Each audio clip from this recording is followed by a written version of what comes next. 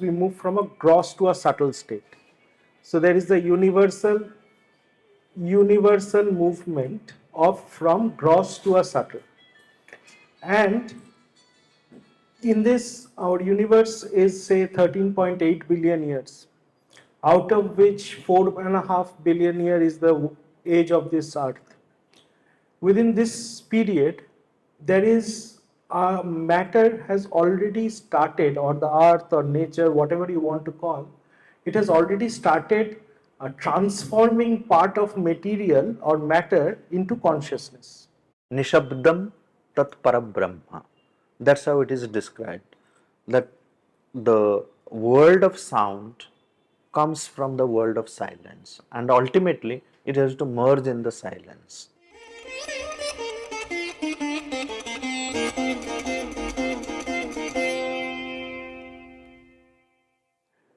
We have this book is an attempt at best to to transform our ideas from a supermarket logic to the supramental divine will, as Rishi Aurobindo would have called.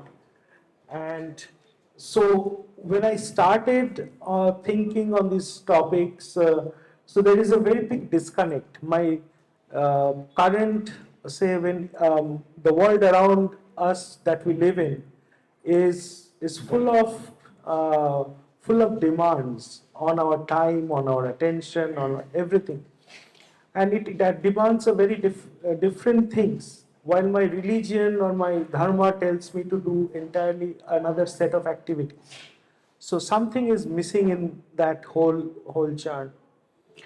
So in this process, what happened is I have been reading both science, means quantum. This book primarily talks about the post-Newtonian science, classical science, and we have been full of. We have lost the language that was being taught. Okay, or we have lost the entire language, the knowledge of that Sanskrit. Even if people are talking in Sanskrit today, they are not able to go into the deeper meanings of it, right? Even for students, I would say. The reason is we have lost that keyword for how to interpret a particular word. So I was thinking, when Indian civilization, as we have been taught for the 5,000 years, it's a 5,000 plus 10,000 years civilization, and we have been one of the most advanced people on the earth, and we had been eating sugar from 700 AD, while the West has started eating sugar only 1400 AD. We have been so advanced in metallurgy, astronomy, and in all fields, right? Poetry, everything. Yet we believed in stories or in myths, and believed, not only believed, but prayed to those things as our God.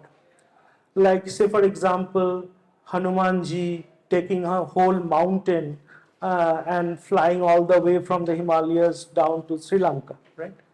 And say people are being born inside a fish or a comb, okay? So there are all these mythical stories and fascinating things which even betrays modern video game logic, right? We believed. So imagine today we are sitting here and we believed every character in a video game was right, and we started praying to each of those video game characters. How ridiculous that would have been for us, right? So after this many years, it's exactly the same way when you look back. My ancestors were worshipping some video game characters, right? But then it struck me that there is some missing link. And the missing link is that we have forgotten the key to our own, key to the language itself. And the key lies in the language, and sir can also elaborate on more on that, is that Sanskrit is a verb-based language. It is based on action. Unlike any modern language, which is a noun-based language. Nouns in Sanskrit are kind of algorithms that come out from the primary sound keys that are there. And so that's why you have one God can have, say, okay, if you're going to God, say, I as a person, I have a job, so there I am a employee. I have a son to whom I am a father, to I have a parent, and to them I am a son. So I have play all these different roles, right? So my role name is depending on, a person like me can have 4 or 5 roles, right? Or names in that sense. If my name were given in terms of verb. But for a God who has infinite activities, will have a lot of different things. So he has 1,000 names, 1,008 names, or 100 names, and all that. So that's because of the plasticity of the language, and because we were following the verbs and not the we were following the actions and not the actors. The meaning changes, the society, the outlook of the society changes completely when you shift the focus from action to the actor. In noun-based language in English, because the way we construct our sentence in a bipolar opposite of subject, predicate, and all that, it happens, we kind of create divisions in that. And we focus our attention on actors and not the action they perform. That's why there is so much of self-propagation, self-importance. People have started giving more and more of those, right? And the language of the Vedas or of our rishis that the rishis used has been mostly on the verbs and actions. And that knowing that root of each sound is the key to understanding and decoding. The book that you have in front of you is a decoding of all those concepts, mostly looked at it from a scientific, modern science. And the reason being, it has to be relevant for today, and to be relevant, it has to be has a scientific approach to it. We cannot just base it on philosophy or other streams of thought in itself. So with that, I take a pause and ask Sir on his ideas on the same thing, like on the Sanskrit and the verb-based language, and how it helps and changes our point of view in as we deal in life. Thank you. Namaskar to all of you. So I have a very different and deeper experience with the language called Sanskritam. In fact, Sanskritam is not the name of the language.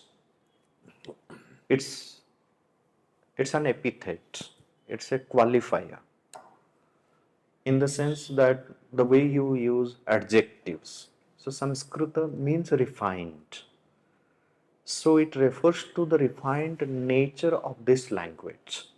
It's not that it is refined from some raw state, but it has been refined right from its inception. When you have certain experience with the sounds, here, when we talk about language, the 3 S aspects we need to keep in mind: sound, sense, and symbol. And here, in Sanskritam, you will find there is an eternal relationship between sound, sense, and symbol. In the conventional languages, they are different. The sound and sense do not have a connection. I give this example everywhere. Suppose you take English as a language. Why this is called hand? It's very difficult to explain. Or why a certain object is named by a certain word, which is a chair, table, fan, this, that. Very difficult to explain. But here is a language. Just imagine a language which doesn't have a single word for any object. Doesn't have a single word for any object. You may ask, what is this? Then does Sanskritam have no word for table, chair, fan? Yeah, it has. Not one, it can have many words. It does have many words. But it refers to the properties of the object. It describes the properties of the object, which is entirely property based language. It defines the guna, refers to the gunas, the qualities. So the object can change, can perish. The gunas are shashvata, gunas are eternal, and Sanskritam deals only with the eternal aspect. So it's an eternal language, a Shashvat, Chirantan, Sanatan Bhasha, right? I'll give you certain examples. How this language, the way it is designed, if we understand the whole metrics of it, we will understand what reality is, what God is, and what science is trying to reach towards. Can you tell me why this is called body? Very difficult to answer. The BODY, body, very difficult to answer why it is called. In Sanskritam, you have so many words. You have Shariram, you have Deha, you have Kaya, you have Kalevara, and many other words. Just take one simple word, Deha, and then go to the deeper root of it. So there are two types of etymologies available in the tradition. One is a very traditional, fanciful etymology. One is a root-based etymology. Okay. Now the word Deha comes from a root sound called Dihi. In English, if you put it, it will be D-I-H, D. The fundamental experience with Dihi, the primary idea of Dihi is to gather, to collect, to pile up. Okay. Suppose this is a book space, and all those who are here are interested in books, and we started gathering books.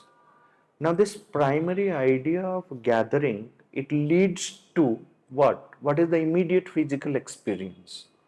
So when you see there was no book on this table, and suddenly you find hundreds of books are gathered. So from zero it becomes 100. So you see the growth of it. You go to the dictionary, you will find the second layer of meaning of the will be to grow, to enhance. So you can explain from the most physical to the emotional to the psychological to the spiritual, all realms of meaning of growth will be part of the second layer. That's why every root sound has multiple meanings, multiple meanings. And just to add to that, I think you is that in that word deha, the ha is a denotion, is standing for the ultimate stage of it. So it's collecting and then becoming as a whole. So that's why this body, which is a collection of organs, a collection of cells, and that's where this interpretation in the book also, taking the root meanings and creating that, giving the understanding from looking at it from a scientific lens. So if it is a body, then it's interpreted as a collection of cells, as a collection of your sir was saying, like piles of books. So it's in our body, it's a collection of organs and all this coming together in a functional way, right? So that's where this meaning of because the ha is a limiting factor as well as it is also your ultimate stage. And that's why all the words, if you think about with ha, is also sometimes destructive, like honey, hatya, and all that, and then also some other remember few other words which takes it to the, in most of the words their ending is with a ha. Then Bridha, right, and all that. So this is again where I stopped is the second layer of meaning, growth. And what is the immediate physical experience when something grows? So it brings the sense of, like, suppose you all are sitting here, both of us, we are sitting here. Now books are gathered, piled up. Now you cannot see us, I can't see you. So it's covering, blocking. Okay.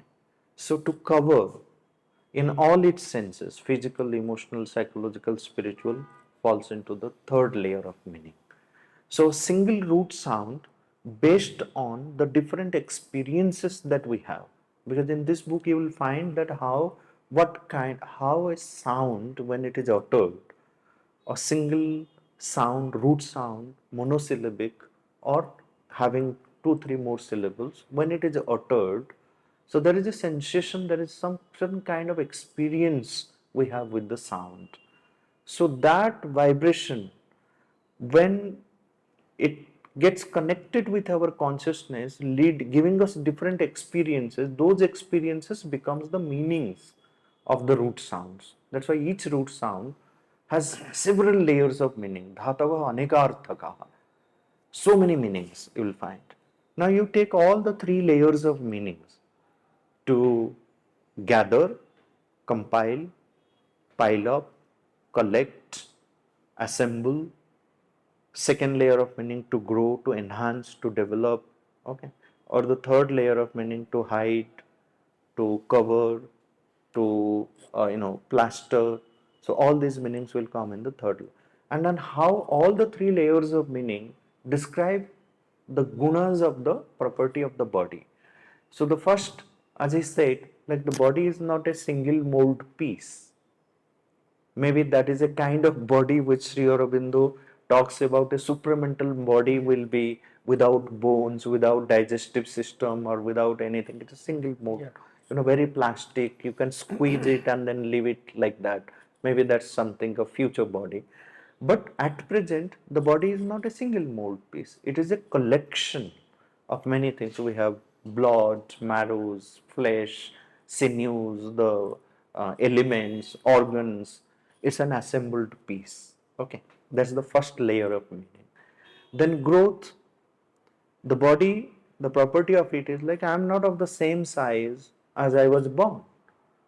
Its body's, deha's dharma, guna, to grow. I eat more, then I become fat. I also reduce. But when I am growing, it is deha. But when I am reducing, aging body will not be called deha. Aging body will be called sharira, because shru is deteriorating. It's very consciously our rishis have designed the language and have used it perfectly. While dealing with aging body, they will not use the word deha. While dealing with the growing body, they will not use the word sharira. Okay. So now the third layer of meaning, to cover. The body is like a case, like a kosha, okay, which conceals the soul within. The Atman uses the body as a case, okay, as a covering. So take all the three layers of meaning, and then you understand like why body is called the deha. And when I contemplate on the different root sounds, different layers of meaning, and understand a particular word, it creates a different kind of awareness in me about myself and all that lies outside. Now, another interesting thing is, like if you add a prefix sam to deha, the word becomes sandeha, which means doubt. Why? It is not becoming a perfect body. Why? It takes the third layer of meaning, perfect covering. So it refers to, sandeha refers to what is the source of doubt. The source of doubt is a clouded consciousness where reality is not seen. There is no clarity. So when that clouding, that covering is cleared, you have a clarity in consciousness, you have a clear consciousness, the reality, the truth is right before you. So the doubt cannot explain you Why? What happens when you are in a doubtful state? The source of doubt is a clouded consciousness. So And this is how the language is designed, and it helps us understanding the reality. And so, what happens as sir say that covering and the layers in which we are built, right? So, take that word because words help us to think. Whenever we think in language. Anyone who does not have a language cannot think. So that word now they go deeper and deeper into that covering and shell and names it as kosha, and that has there are say 5 sheets of existence like annamay kosh, pranamay kosh, jnanamay vijnanamay kosh, and anandamay kosh, right? So all these are each are layers and covering. So what is one deha is itself a covering of multiple layers. So that has been discussed in this book very thoroughly. Like why in each kosha, what is applicable? Because that's another thing. Not all can be aggregated or is applicable at all koshas. Right? What my kosh, anna can be is the normally it is called material, but it is the energy. Anna is that is what basically anna gives the carbohydrates and all, right. So it's a energy layer also that covers us, and then the gross energy, and then we become more. So this the universe. There are two things that my observation would I would say. One is we move in all our things. We move from a gross to a subtle state. So there is the universal movement of from gross to a subtle. And in this, our universe is say 13.8 billion years, out of which 4.5 billion years is the age of this earth. Within this period, there is matter has already started, or the earth or nature, whatever you want to call, it has already started transforming part of material or matter into consciousness. And and it is progressively say these all the animals and all the living beings and coming to us, the amount of consciousness it is getting transfer, it is getting increased. So as sir was mentioning earlier, and Rishi Aurobindo's idea of mm, um, the divine being, right? The divine man, the divine state that we can attain is basically when we are all conscious, totally conscious of this. Now we are only partially conscious. Nature is actually forcing us because nature wants to be self-determinate. I want to decide for myself. So I will get certain capabilities. So I am as a child, I am dependent on my parents. So I get more intelligent. I start earning, right? I take more decisions on my life myself. Same analogy, put it in terms of nature and earth and all. You see that self-determination, the craving for self-determination in nature is huge, and that's the movement that is happening continuously over this long period of time. Doubts before we move Anything into that the you would like to ask or have your own Unknown means atom. data, yeah, can make a big difference. Now, in anu, it is the the cerebral na. Okay, that will have a different meaning. Now, when we talk about the root sounds, again, each root sound is a product of the combination of seed sounds. The seed sounds are at the source of the language. What you find in the Varnamala means in English you call it alphabet. So in Varnamala, starting from A to H, all the sounds are known as the Bija Aksharas, the seed sounds. And each Bija Akshara has again ranges of meanings. So the total existence the reality can be explained through these sounds or to her.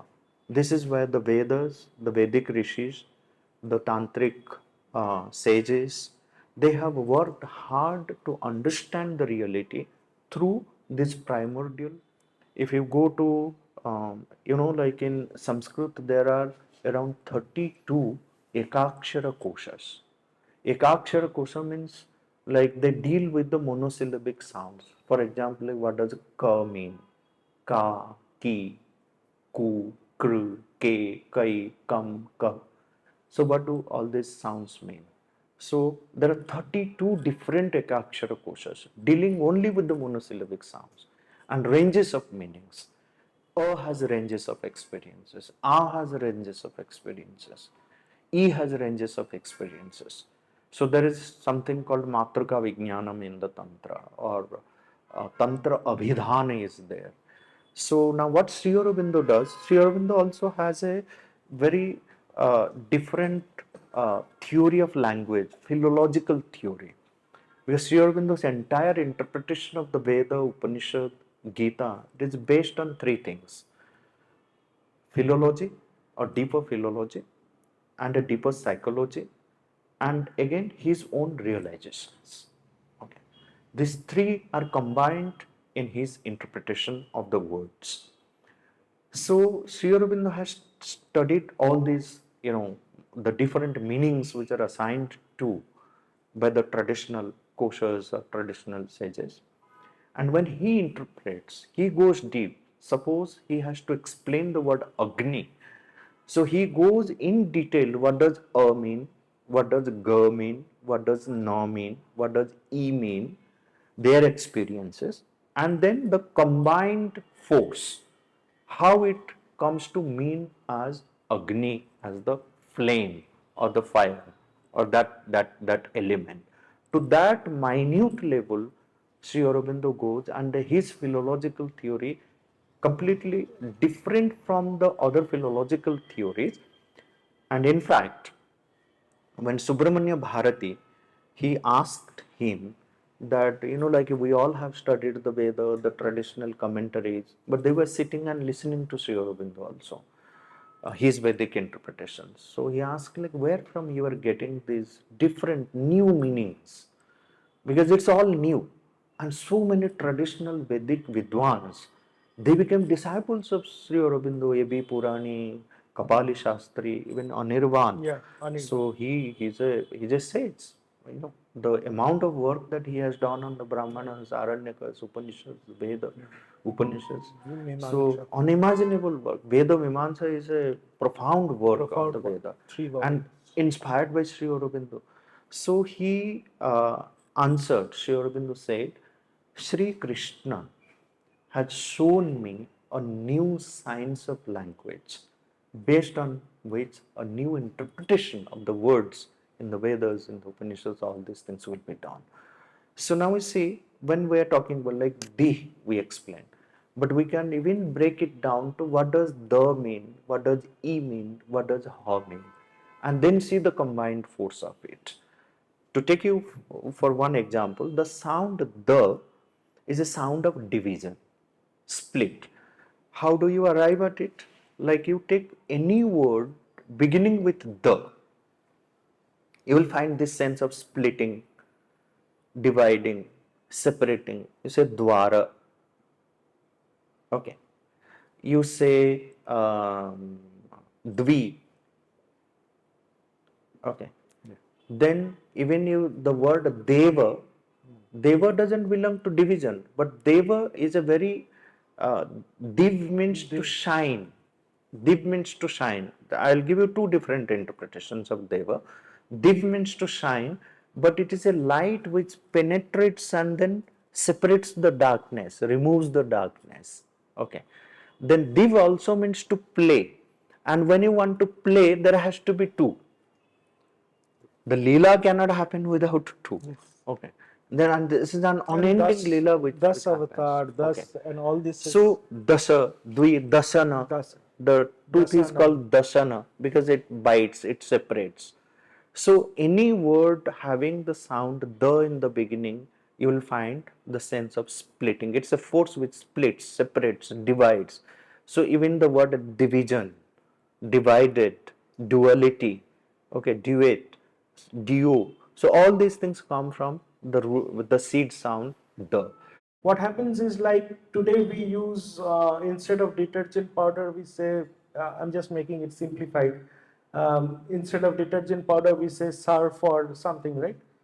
It's the most prevalent use which kind of stuck to us today. So when we say go or cow, or we mean a cow, that's because the most common thing got stuck to our head. We kind of left the root meaning, which could have meant 10 different things. So me moving from one place to another is also go. In English, it's there. And it is transcultural, it has moved, that same sound. Because there is certain fundamental quality in sound, there is certain fundamental quality in sound there, because sound at the end of it is a vibration. That vibration, when it hits me, there is a hormonal, emotional response to that. Based on that emotional response, there is a hormonal response to that. And then there is this whole neurochemical reaction in the body that happens based on what sound is hitting me. If I'm in a very loud pop music, I will get a different kind of a mindset rather than while hearing bhajan. It's just the ways how sounds generate those kind of hormones and emotions in us. So that's where, and there is a universality to it. And the moment we can decipher this whole the Sanskritam thing part of it, we can pretty much solve the problem of the sociology of language. Basically, because how it moved, how our cultural things happened in the past also is being captured in our language as we use this. So that is very important aspect to it. To add one, I'll just give you an example just to corroborate what Dr. Mishra was saying. So if you look at the Vishnu Sahasranama of Vishnu, right? And it says, Vedaha Sarvogo Jita Krishno Dardaha Sankarshana Achyutam. So this basically the word spells out 7 names. English reads as He or Lord Vishnu, the ordainer of the cosmic order, Vedaha. And how does he do that? He does that with the help of his own faculty, Savanga. He can never be conquered or excelled or surpassed, Ajita, because of his power to attract Krishna, which is strong and firm, Dardha, and by which he draws and drags towards himself, Shankarshana, thereby keeping things in their course and not letting them drift or fall at all times, or Achyuta. Okay, so this is in word by word, we can find a trace or a pattern to which, so in this book, as I mentioned, therefore you can see the conceptual proximity of the Indian god Vishnu with gravity. Perhaps both Newton and scientists like him and our ancient Vedic rishis understood the secret to recognize the concept of gravity. So the concept of gravity, or something that is keeping things in their orbit, which is not letting the earth and moon to move away from it. What modern science has done is converted the concept of gravity, or something that is keeping us in our place, Achyutam, is already there. What science has done today is they have used mathematics as a tool to express this. So there is signs, symbols, which is again a logo. Sound form, or like all the aksharas that we have, these are also logo. These are also symbols, like any pi or any other 1 to 10 or any numbers. These are, as they are symbols. those sound forms or the aksharas or our alphabets are also symbols. So our rishis use the sound symbol. What scientists are using, they are using the mathematical symbol of that. That's the difference. Because conceptually we had already arrived at that level of maturity in our civilization long back. Otherwise, we couldn't have achieved so much in astronomy, in astrophysics, and all. So that's one of the bigger points that this book is trying to make. Like, yeah, Small observation. sure, I think whatever I have understood till now is a discourse between linguistics and philology. yeah, If I perceive the universe in terms of So the sound is the primordial sound. That's what you will see in the Gita. Krishna says, Aksharanam akarosme. Akarah sarva varnyagrya.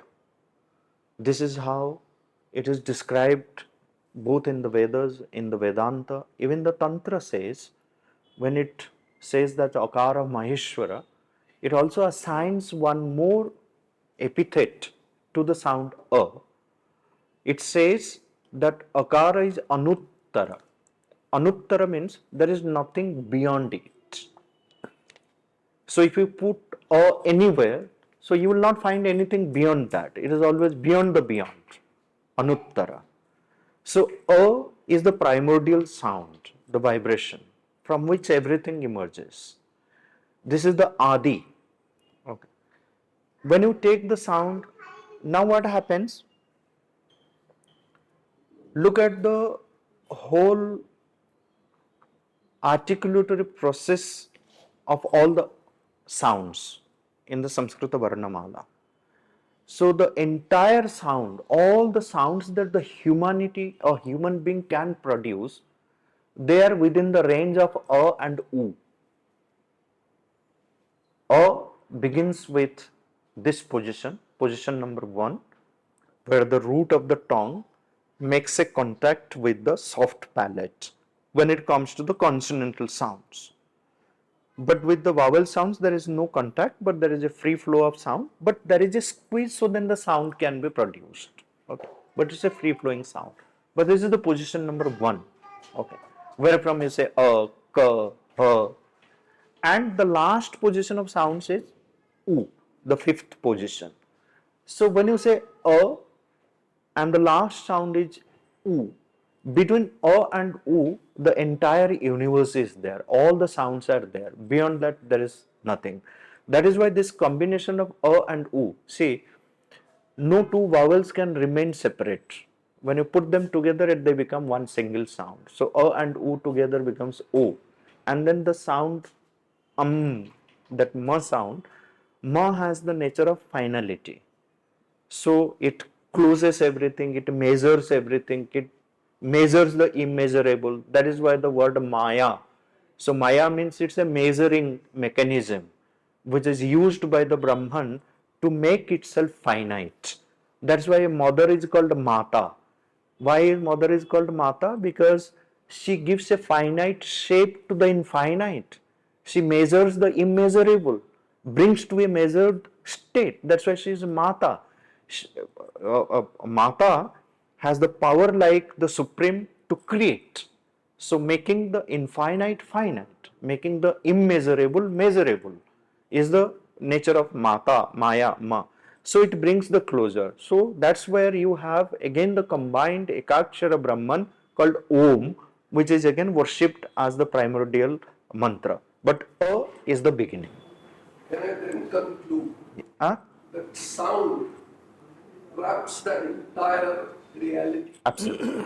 Yes. see, the Is universe, sound the ultimate reality? Yes, absolutely. That's what the Veda believes. That's what the Tantra believes. That's what the It's a Vedanta human interpretation. is. It sorry? It's a human interpretation. See, when we call it a human interpretation, uh, an ordinary consciousness and an enlightened consciousness, there is a difference. the enlightened, expanded consciousness which the Rishi possesses.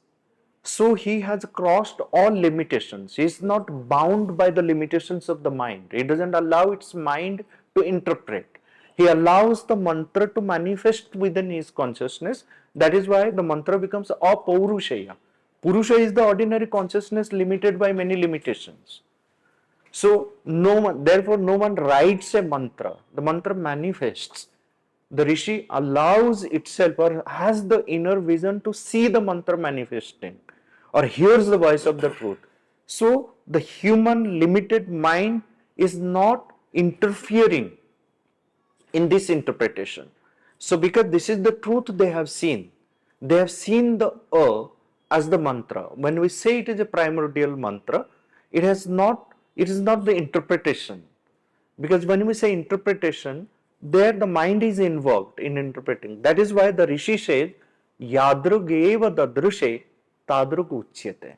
Whatever I see, I describe that. When Sri Aurobindo was writing Life Divine, so he said the words are coming straight from the higher plane of the consciousness directly to the tip of the pen. It is not passing through him. That was his experience. So in that way, it transcends all human limitations. Yeah, and to add to that, if you if you notice very carefully, any creation is a movement from silence to sound. Any creation and any dissolution is the reversal of that, from sound to silence. As a birth process, a child comes, there is a sound. At death, that sound goes away. Similarly, for the universe also, the movement is from silence to sound and back to silence. That's the cycle that I have. Yes. Nishabdam tat parabrahma. That's how it is described. That the world of sound comes from the world of silence. And ultimately, it has to merge in the silence. And that's the samadhi. The word samadhi means the solution, the samadhan. So what is the samadhan? The merging into that silence of that eternal and thereby being part of that one wholeness. Yeah, with dha has the sense of holding. Yeah. Sama is that unity. So you find yourself held in that state of unity of consciousness. That's the state of samadhi. I don't want to sound nihilist, I don't want to sound negative, but again I'm confused the tip of the pen. The medium of this is the finite body, which is a cloud of atoms. Once they disintegrate, all this divinity falls apart. As long as the body is there, God is understandable. Once the body disintegrates, what does the ultimate? Yes, manifests through different instruments. A higher principle in the body itself. Without that higher principle entering into the matter will not be awakened. Is it sound? At every step there is a sound. Because when you call vibration, the moment you think you create a vibration. There is no vibration without matter. There is there is no matter without vibration. This is why it is called Adispanda. See, when there was nothing, Tama asit tamasa gullham. When everything was blinded by the darkness, there was nothing. But there was this throb, the Adispanda, the primordial vibration. So a throb takes place and the whole thing begins. So it shapes the matter. The vibration is shaping the matter. Okay. It can be. But this is the experience, like from the Adispanda, everything comes. Now, that matter remains as matter for millions of years. Matter, the anna and the prana continue. So you have all the plantation, vegetation, animals and everything with the pranic body, no mind. So then there is the higher principle manas, which enters into prana, okay, and then brings this element of thing. So the man appears on the earth. So mind also cannot understand itself unless and until it is connected with a principle higher than itself. So this is where Sri Aurobindo talks about the supermind, the supramental, and the Vedantic realization is the Vijnanamaya kosha, which is, like in parallels, Sri Aurobindo's parallels, it is the supermind. And beyond that is the Satchidananda. So now what happens at each step? Now there is one more thing which Sri Aurobindo has explained, taking clues again from the Vedantic tradition. There is something which has to be the evolving element within us, which doesn't die. The body can disintegrate, like the body, the matter, the anna, because it is of the Pancha Mahabhuta, it will just get mingled with the Pancha Mahabhuta. Prana will enter into the pranic existence, the vital world, occult world. Manas will enter into when this disintegration happens, manas will enter into the mental psychological world. So there are worlds beyond, there are worlds and worlds and worlds, layers of worlds. Then there is this element which is called the psychic, which is the evolving soul. So it is different from the Jivatman. So there is a Jivatman, there is Antaratman, there is Paramatman. So this Antaratman, which is our evolving soul, which has everything in its memory. Pratosmara, Pratam Smara, Kratosmara, Pratam Smara in the Upanishad. So this psychic being, it travels, taking different bodies, lives after lives. It has the memory of everything. So when body disintegrates, nothing, it's not that it has perished.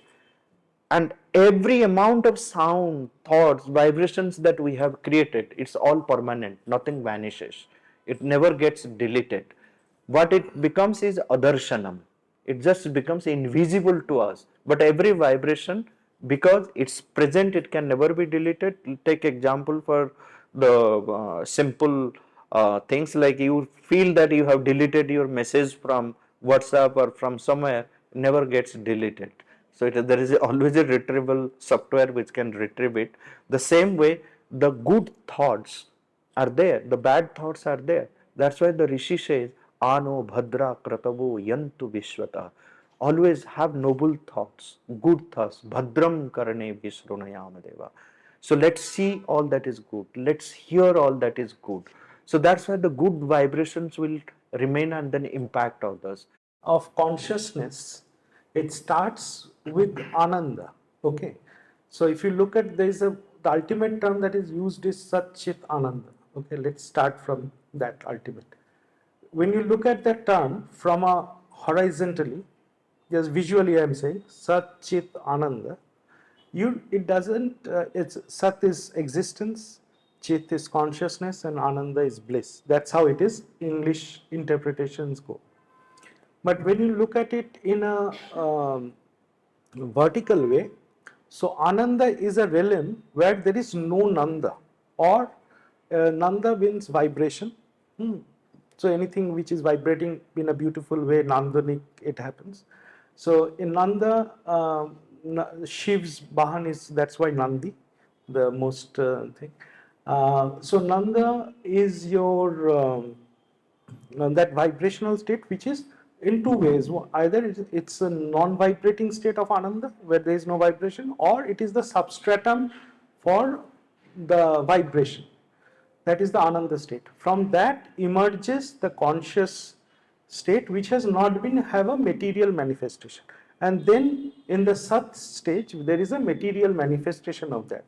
And once it is in the Sat stage, then it goes further into the Panchabhuta and all that. So, if you look at one thing, say the petroleum, okay, say petrol, the way it starts, it is our universe, like it's a billions of years ago. Some plants have died, right, or some animal fossils are there. It has transformed.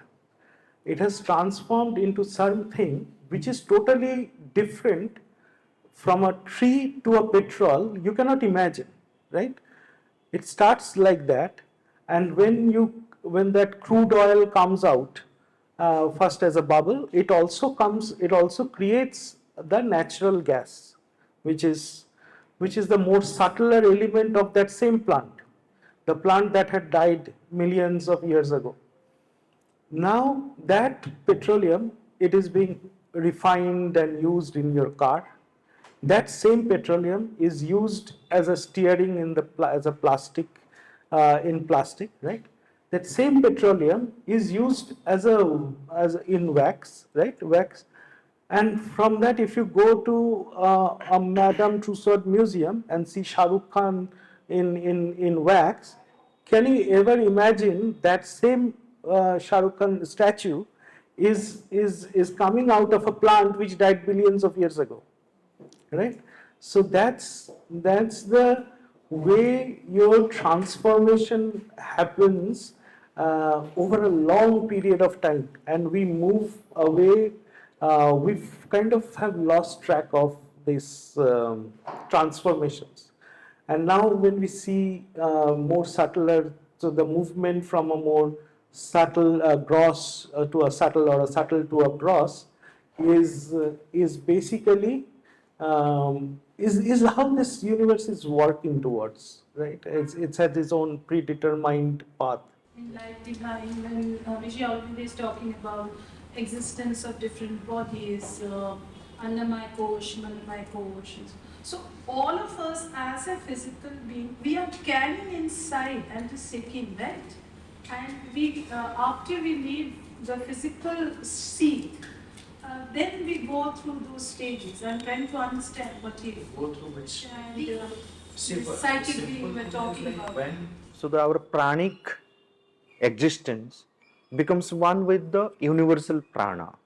Okay, there is a pranic world. Then the mental psychological world, the world of manas, so the mind goes and then becomes one with that.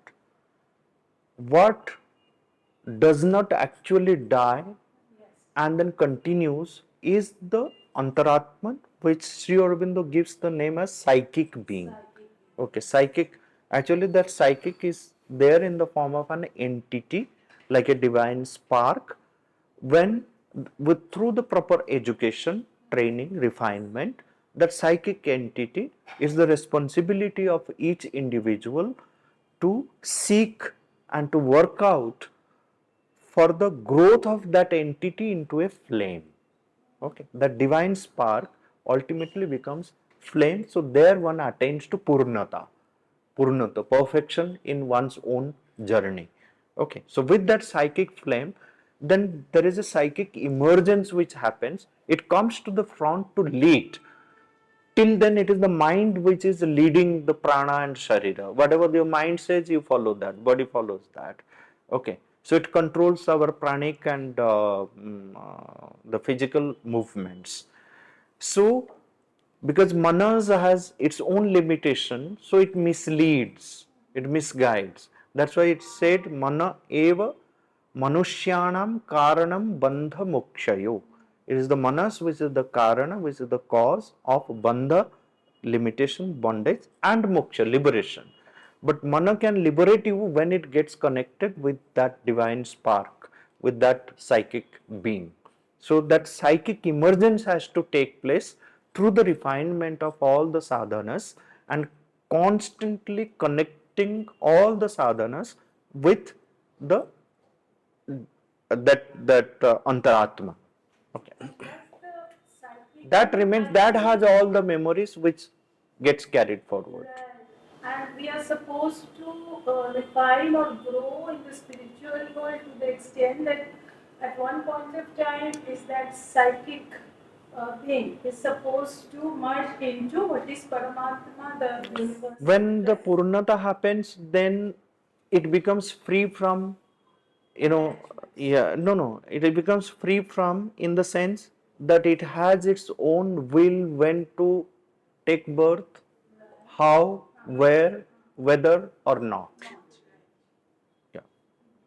Till then we go through this mechanical cycle of birth and death, Janma Mrityu Chakra. Divine intervention, and then he becomes an instrument, and the words and everything flows through him, and a book comes out. So writing. it almost becomes an inspiration coming from a different world and then manifesting through us. Yes. And there is a beautiful book also Bloomsbury has brought out, for which I was the reviewer. The Western author who has written, the yogic is a sadhana of yoga. Yeah, it happens. It happens. That's why it can. It may not happen all the time, but it happens in many. Any creative field. process to connecting with the There is the purity of the instrumentations, the intensity of seeking that you carry, the sincerity that you have, the devotion you have. So there has to be preparation. It can be. Means I'm not say for any creative genius, say of the caliber of Tagore or Aurobindo and all. So it's a many life. It's a many life continuity that comes. It's not in one life. I don't think it can. Progress has its own phases. Incrementally. With what towards that. intensity you are seeking, it depends on that. So as Swami Vivekananda and many others who have said, like, you can reduce it to like what would take 10 years, you can reduce it to 10 months or 10 hours. Depends upon your intensity and purity and sincerity in seeking and knowing. as those who are seeking, Yes. Yeah. doubt those who are found it. Yeah. Actually, if you see, you Brought a good question. There's only two religion in the world. One of the believers and one of the non-believers. The non-believers are seeking the Gyan mark and the believers are all the Bhakti mark. If you see all the Abrahamic religion, they have a Bhakti mark, including our Bhakti movement and all those things. They believe. Their belief gives them that power through love. And the other is through knowledge, the filtration that takes them closer to that perfection that you are calling. And Rishi Aurobindo also mentions it is the light of Savitri, so that you'll find it in the book as well. Mentioned that's the path of perfection. Because if there is any one dharma, it's to move towards or seek that perfection in life, whether in any field of work. If you're, someone said, I forgot, if you're brooming the floor, it should be as perfect as no one has ever broomed before. So, similarly. Okay. So, What you just said Yeah. has recorded in me. yeah, In the last couple of years, I've also been in the process of making sense of this. And you said there are only two religions in the world. One is of believers and of non-believers. yeah. So is this, if you extend that, can it also mean that the believer's way of the relationship with divinity is more the experience of it, while the non-believers is of knowing? Yeah. And is there a zero-sum game there? Yes. Because I somehow happen to be in this camp where I'm trying to Yeah. know, but I have this fear that in my utmost pursuit of constantly seeking knowing, am I going to miss out on experiencing the divine? Yes. Yeah, that's you're where very right on that. Sri Aurobindo says that you have to go beyond the belief and non-belief. You have to live. It is not to be believed, but it has to be lived. Experience. That's where the experience. Come to the physical Yes. world. Hydrogen in the periodic table is at the left of the extreme left of the table, and transuranium series about 165 elements or whatever, there are number of neutrons, electrons, protons. Is hydrogen complete in comparison to the last element in the periodic table, which has many number of electrons, neutrons, and protons? Or else both are complete? And why did physical world evolve from single hydrogen to the extreme transuranium element? And yet both are elements. Yeah, the Rishi says Purnamidam Purnamada. This is also Purna, that is also Purna. Purnat Purna Mudachyat. What is the? Need of creating that. Yeah. So that's again Lilartham. That's the answer. Beyond that, there is no answer. It's just the Lila. Unending play of the divine enjoying itself through its own gains. Yeah, I can make an attempt. It's a very Yeah. good question, and I forget I'm a layman. My conclusion is finite, trying to understand infinite. Yeah, true. That's the impossibility. yes. So there is a chapter which says that That's the impossibility. No, that's looking not through the finite impossibility. lens. It is not impossibility. If it is an impossibility, then this whole tradition becomes, nullified. It is possible.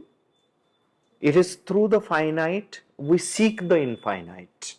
To your question of hydrogen and uranium, so both are not ultimate stage. It's the combination. Because hydrogens are made up of quarks, they are made up of strings. So in terms, it is the different vibrational energy that creates both these at the same time.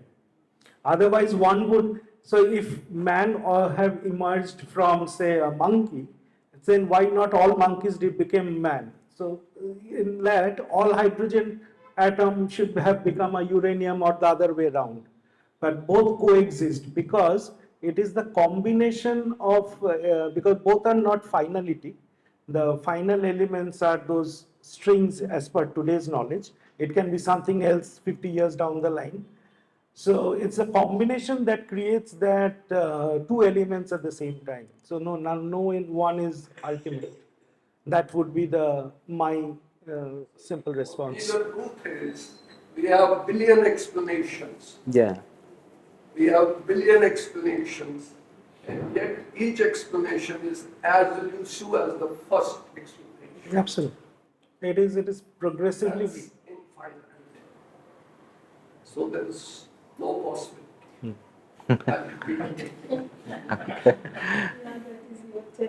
But my request is if you can expand a little bit on that same thread, the knowing and the experiencing, and you said that Sri Aurobindo said you live. Can you As I say, expand it has to be a lived experience. See, knowing has its own limitation again. However great, refined the mind may be, the instrumentation of knowledge may be, still it is limited. So one has to go beyond that and then experience it, and even experience also comes and goes. Ultimately, it has to be a settled realization. It has to be a settled realization, and that is what the rishis did by the power of tapasya. That they could attain to these higher and higher worlds, and that's how they could describe it to us. Such profound truth that you find in the Vedas and Upanishads, the way it is described, still, after so many thousands of years also, people are trying to understand even a single word, single phrase, single concept in the Vedas, though there are hundreds and thousands of interpretations of it in many ways. A simple mantra like Purnamadah Purnamidam. It says that Swami Dayanand Saraswati has written a 31 pages of commentary on this. It's fabulous commentary. Read it. You will understand the whole science of it. What is Purna and what is Sunya. And here, if you look at another interesting thing, that as per the realization, we do not have whatever we call Shunya is Purna, and what is Purna is Shunya. We didn't make a difference between Shunya and Purna, that's why we have only one symbol for Purna and Shunya. There are no two separate symbols. So in the Shunya is Purna, in the Purna is Shunya. So we need to experience that and be at that point of Purnata. And it's difficult to say whether it is Purnata or Shunyata. Buddha would call it is Nirvana Shunya, or the Rishi will call, Sarvam Purnam.